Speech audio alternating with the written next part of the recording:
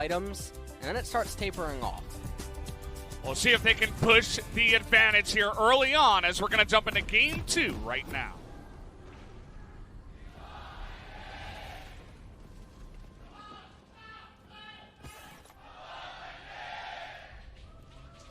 Well, the fans are getting into it, and you should be as well. We got a big game on our hands here. DAMWON took it to Kingzone in game 1 and showed them who was boss. But now it's going to be Kingzone's opportunity to strike back here. We'll see if they can do it. Looks like we're going to have relatively defensive opening from both parties. And Spellbook on Sejuani is going to be interesting. Canyon, after that game, the coach just lets him do whatever he wants. Yep. So he's like, okay, I'm going Spellbook. And Cuzz, he has Predator on the Trundle. So a little bit surprising, because that would suggest that he wants to go aggressive and try to accelerate the early stages rather than just match counter gank and naturally outscale with the rest of his teammates. Deft got 50 gold. He got a gold sack as he's fishing for more here. He's going to get another 5. As okay, they forced the smite even, so nice little win there. And I believe Canyon was the one that went for the Spellbook on the Jarvan, if I remember correctly from Rift Rivals. Spellbook is really, really good as a summoner, especially if you don't need any of the other summoners early on for any reason. As it looks like Canyon is going to do blue wolves, and take a look at the interesting route that he's doing. He's doing this to circumvent and go around the ward that Kingzone has placed, and this is going to play with them a little bit. The issue, however, though, is that they had intel in the blue side jungle. Good try, Nuguri, with the 3 barrels. Didn't work out. Press the attack was taken on Kennen. This will be attack or AD Kennen. So he's going to be looking to go into split push mode here against the Gangplank. We'll see if Nuguri can pilot the GP to a similar level to what we saw yesterday at a Cuvée, who was kind of showing everybody who's the GP boss, who knows how to play GP the best. It's 1v1ing against, I think it was Aurelia. No, it was Camille. But just a fantastic game there. Nuguri getting a little bit of inspiration, perhaps, saying he was going to play it today. And Deft and TusiN crashing a massive wave down here in bottom lane. Deft probably just going to go for a cheater recall. No, actually they're going to come over and get the Scuttle Crab. Not looking for a cheater. And they're going to just pick that up as Trundle now moving towards the left-hand side of the map. Can run into Canyon there. He's also coming off of a recall. He has the Talisman, Hunter's Machete, and the boots for the Predator. Now Naehyun doesn't have Prio here, and I can't quite see the top lane state, but it does look like Nuguri could be the first to move. And so this will mean that Sejuani will get the Scuttle Crab. It does delay the XP a bit here from Cuzz, as the bottom one was taken by his bot lane. So kind of unfortunate for him. Rascal going for a very quick recall and going up there. They're waiting for the recall here immediately as Nuguri is pushing in. Looking for that stun.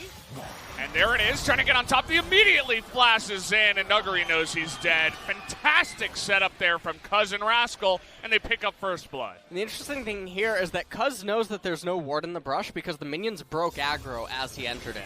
So he can guarantee that there's no vision inside it. He could have waited inside of the brush, and then if Nuguri TP's back onto the wave, you can repeat gank him, or you can force Gangplank to teleport to the turret, end up missing out on an entire wave. You end up basically assist killing him one more time. It doesn't look like that's going to be the case. They get total confirmation of where Trundle was before Nuguri ends up re-TPing to this top lane. And just take a look at this. Cuzz coming in, doesn't want to mess around. Flashes and chomps. And this was surprising. Because this is 2 games in a row where the jungle has options to ruin top, but is not opting to take it.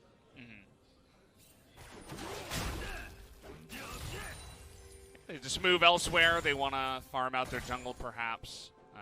During that time when the jungle was top, we actually had a ton of vision placed in the red side jungle, so they know exactly where Cuzz is right now. And actually, that one control ward is going to stay alive in this game. We'll see how long that one does stay alive, if it does need to be named. That's a really painful ward, especially when you're not a jungler that will path through that brush as you're going to red. As Rascal, he has a call here on the cannon. He has already exhausted his teleport, though. And Nuguri is doing a pretty good job here, actually, up in top lane, all things considered.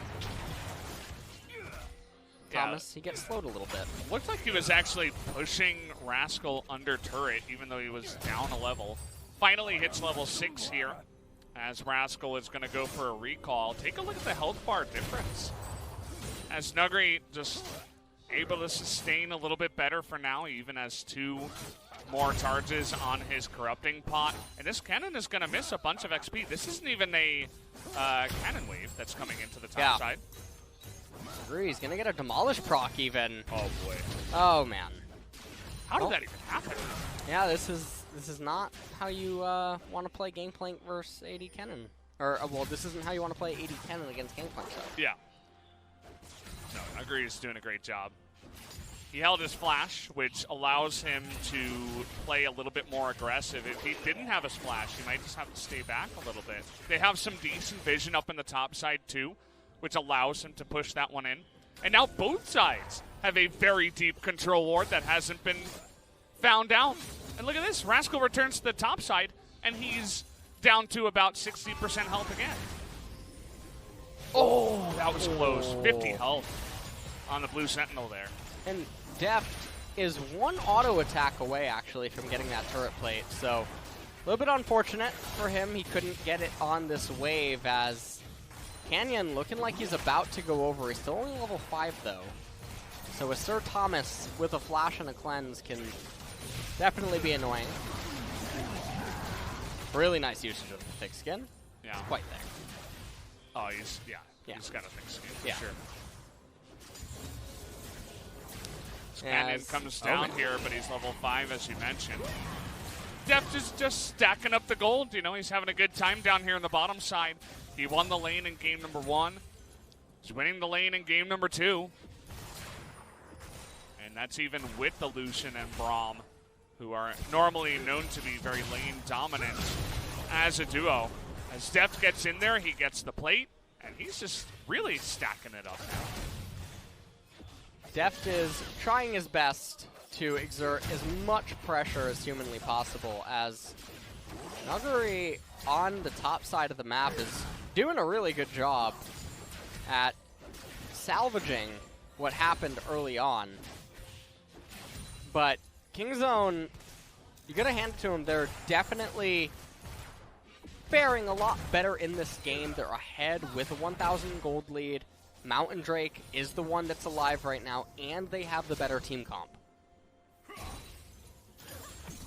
Yeah, they have that jungler in the Trundle that kind of shuts down the Sejuani. They have the scaling once it does eventually come down to it, the Azir in the mid lane. Although suffering for now, should be doing well as the game comes along. And with that priority in the bottom side, they are just going to move on over to this Mountain Drake, and Sejuani's going to top Rift Scuttler, so they're not even going to contest it, and the Mountain Drake should go to Kingzone. Ooh, that's quite a bit of damage that Cannon is dishing out. He does have that Vampiric Scepter, so it is helping Rascal sustain back up. Canyon clearing that control ward. I think that he wants to start the Rift Herald immediately. And Cuzz on the Raptor camp. Nope. whenever Nuclear dashes in, just TusiN laughs in his face. He picked up Cleanse. He's got Unsealed Spellbook. Okay, we're looking for it now. The read as it is going to sail wide. Canyon not as clean on the Sejuani this time around compared to his Jarvan in game 1. Yeah. And ShowMaker, he does have a CS advantage right now. Oh, nice play there. Dodges the stun. Nice amount of damage coming out already, and ShowMaker is going to have to back away. He's not quite in range yet as Azir doesn't really have many items in this game for now, but a good play nonetheless. Cuzz now clearing out some vision around the top half of the map. ShowMaker! Oh, he's trying to force it here. The Ignite comes in. The stun is going to miss, but does it matter? No, it will not! As the last tick of Ignite gets him down, and ShowMaker with the solo kill. And that's a really, really big solo kill for DAMWON right now. It relieves all the pressure in the mid lane. And now ShowMaker is also going to be able to clear out vision around mid. He already had an experience advantage prior to the solo kill, but now getting the excess minions as well as the kill. We're going to take another look at the replay in probably just a second. We're going to get to truly see why Aurelia is a cheater champion, Valdez. I mean, this is DAMWON Gaming, right? This is the team. Here we go, here we go. Aurelia decides on this day, on the morrow, that she's just going to cancel her recall. She's going to Blade Surge. She's going to miss some of her abilities. It doesn't matter. She's a cheater. She'll kill you from 2 screens away. No big deal. Shurima fell on that day. Sometimes in this game, it's not all about the buttons that you press, but it's also the presence of mind to know, is this a play in which I can get the kill? And that's what Faker was so known for, right? For just calling it, like, 5 seconds ahead, okay, this guy's dead, right? I know I have him, right?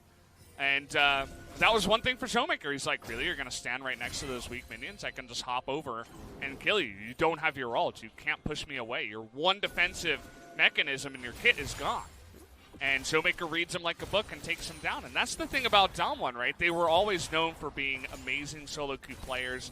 They've finally been molded into a macro team as, all right, he's going to steal that one away as, okay, it looks like actually Canyon got that one. TusiN might be paying for this now as the GP ultimate is going to come in. There's the stun. They link it onto the Ezreal, who has to flash away. And DAMWON continue to push it in this game. Yeah, and, you know, it looks like Kingzone is just being a little bit over-aggressive for no reason when trying to get themselves more of acceleration and gold, perhaps feeling some pressure from the top and mid. Okay, trying to dunk him down. ShowMaker is going to miss that ultimate on the back and gets electrocuted in the butt as he is on his way out. So a close one there. If ShowMaker hit the ultimate, maybe he would have gone in for the kill, but ends up just hopping away on the cannon.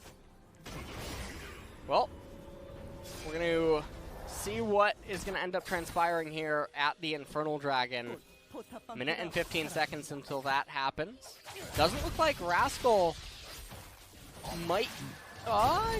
this is going to be close if he can actually get that turret plate. I don't think that he actually can, though.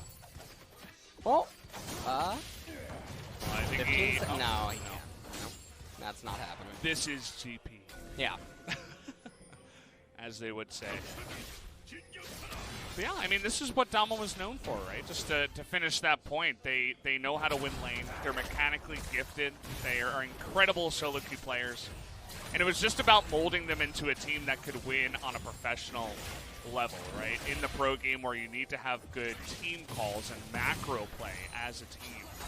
And now that they're getting there, they look like one of the scariest teams in the LCK, if not the most scary, which is great. You know, to have more competition out of younger teams with very new players to the league is exactly what you want to see. And they're doing a fantastic job with it. Infernal Drake coming up here in 10 seconds. And DAMWON Gaming, I mean, if they do beat Kingzone here, like what you were just talking about, I mean, we mentioned earlier on about going to finals and whatnot, and they're really looking like heavy contenders for it. They're so solid with the transition. Gonna try to find Cuzz here, who did ult the Sejuani, but ShowMaker doesn't seem to care. He's going in. There's the big sweep, though, because it's going to get dunked from long range by the cannon barrage of the GP. BeryL and Nuclear was going 2v2 down on the bottom side, but the 2v2 in the mid lane goes 2 for 0 for DAMWON, who do end up making the big play. Meanwhile, though, the first turret will go the way of Kingzone. Rascal going to pick that up for himself. As the Infernal Dragon, please highlight one of the DAMWON members. Please. We're going to give you an Ezreal here. It came right after the Infernal Mystique. Alright. We just wanted to see the difference from the one. I just wanted to see the stat amplification. ShowMaker. He's going to clear out that minion wave. Let's take a look at this one more time, because he bit off a little bit more than he could chew. Ooh. Canyon getting in there, ShowMaker following suit. Gangplank ultimate called in, Naehyun. That wasn't the wall that he wanted to build. No, not the big one. Okay, now we're going to be bullying Nuguri here, trying to go 1v2 without a cannon barrage, but he's got a lot of speed. Nice pillar, though. Should be able to secure this kill, as it is going to be handed over to Rascal in the top lane.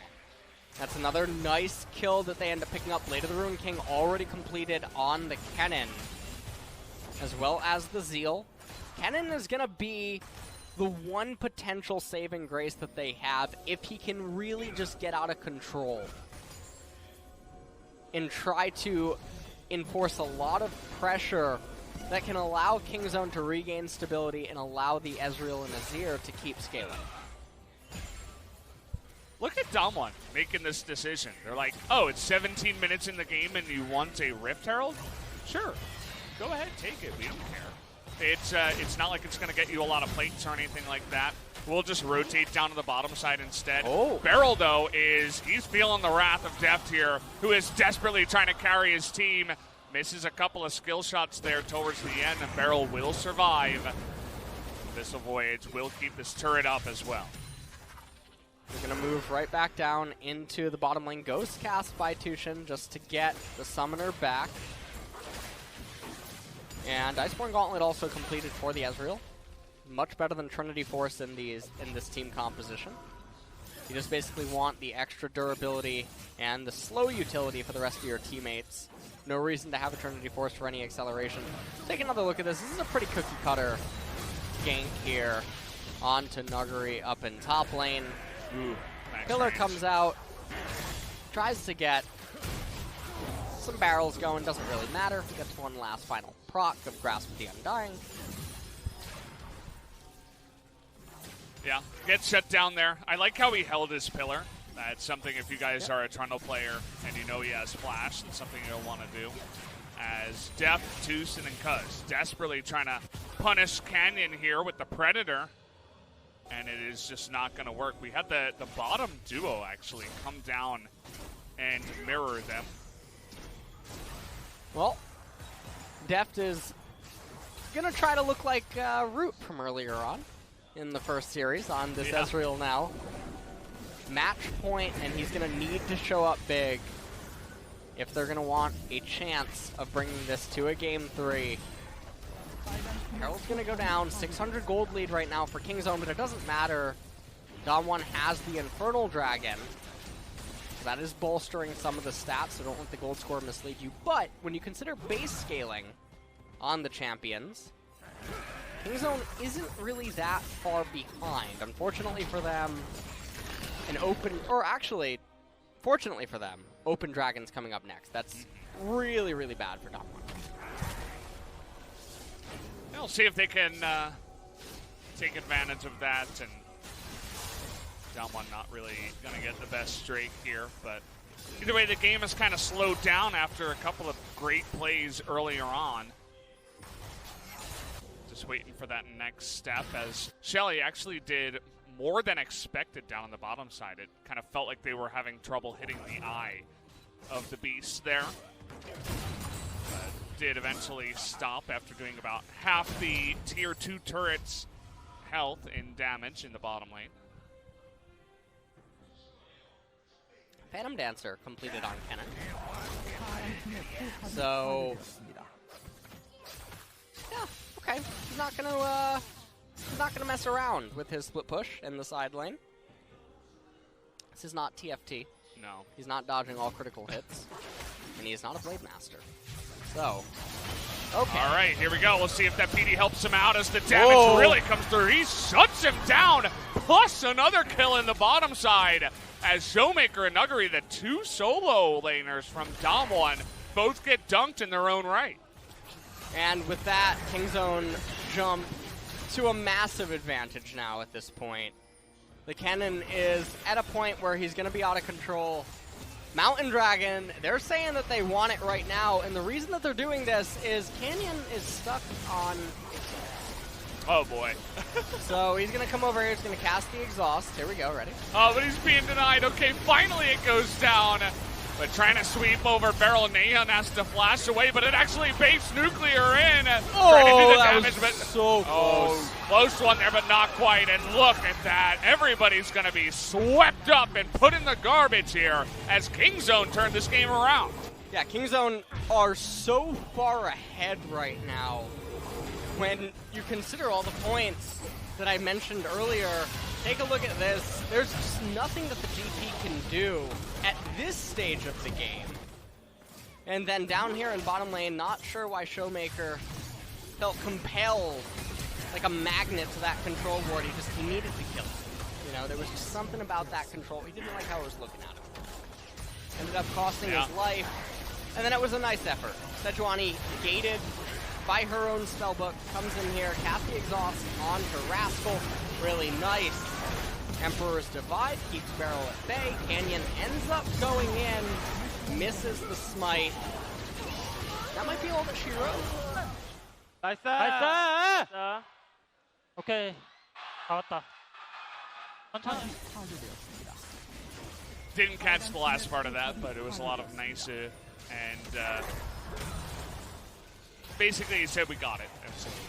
Thank you, TusiN. But it's not going to be coming in too slowly now, as DAMWON are desperately trying to hold these waves, but they're coming in from two sides now. This is definitely looking like it's going to go to a game number 3. The DAMWON team composition is just too bad at this stage. All right, well, the Devourer does come in and a ton of damage already. Look at ShowMaker in the backside. Dodges the sweep. He's doing so much here. Rascal ShowMaker is all alone, and look at Nuclear trying to chase after them. Kingzone went a little bit too far, it seems, as Canyon even going to assassinate on the backside. Can they do enough to Rascal here? It looks like no. Well, that is going to put a stop to the Baron push. And ShowMaker is actually not done yet. He wants to hop off the minions, perhaps, but is not quite able to kill it with that Baron buff. So DAMWON get 3 kills, only giving up 1, and they stop the Baron push. They stop the Baron push, they pick up a couple of kills for themselves, but don't let the fight mislead you. Let's take a look at how this all transpires. Cuzz goes down without almost doing anything, and ShowMaker gets a free pass to Ezreal in the back. Look at Naehyun. He's doing 0 damage this entire fight. Cuzz was separated from his team. This isn't a normal situation, but DAMWON are quick to take advantage of it and punish because they were too impatient to allow the side lanes to get into a proper state. They really wanted to force the agenda, and they bit off a little bit more than they can chew. They're still so far ahead. And the likeliness that a fight will be conducted with similar positioning again, not probable. Yeah, I mean, that is true. It's kind of one of those wake-up call fights, right? Where it's like, oh, okay, well, we still have to be careful. Let's push again. We're still ahead. We still have the Baron, actually, for about 15 seconds. But I don't think it's going to amount to a turret just yet. They might try to siege here with the cannon. Cannon trying to get a lot of chip damage in. Oh, they have to blow the Devourer, and now they want to blow up TusiN. Can't quite do it on the backside, though. Cuzz here with that stone plate, and he tanks up so much. Huge barrel on the backside, but Naehyun shows up again on the Azir. ShowMaker stays alive for too long, but he's gonna go down eventually. And Kingzone looks like they have finally done it here in game number 2. Yeah, they're gonna push on for the victory. There's no way that BeryL is going to be able to do anything here. He's just going to sit on the mountain. He's going to enjoy the view. Yeah, he's going to have a nice little dance there, deny some damage with the dodge.